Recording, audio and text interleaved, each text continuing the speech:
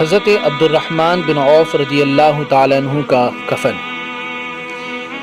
حضرت سہل بن سعد رضی اللہ تعالیٰ عنہ فرماتے ہیں، ایک مرتبہ ایک عورت حضور نبی کریم صلی اللہ علیہ وسلم کی خدمت میں ایک چادر لے کر حاضر ہوئی اور عرض کیا، اے اللہ کے رسول صلی اللہ علیہ وسلم، یہ چادر میں نے اپنے ہاتھ سے بنی ہے اور اسے میں آپ صلی اللہ علیہ وسلم کی خدمت میں لائی ہوں تاکہ آپ صلی اللہ علیہ وسلم اسے زیب تن فرما لیں۔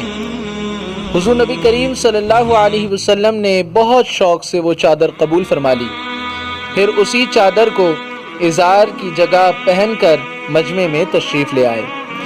اسی وقت ایک صحابی حضرت عبد الرحمن بن عوف رضی اللہ تعالیٰ عنہ نے درخواست کی کہ حضور یہ چادر مجھے عنایت فرما دیں، یہ تو بہت عمدہ ہے۔ اللہ اکبر۔ حضور نبی کریم صلی اللہ علیہ وسلم نے فرمایا، بہت اچھا۔ کچھ دیر تشریف رکھنے کے بعد آپ صلی اللہ علیہ وسلم حجرہ مبارک میں تشریف لے گئے اور دوسری ازار بدل کر وہ چادر سوال کرنے والے کو بھجوا دی۔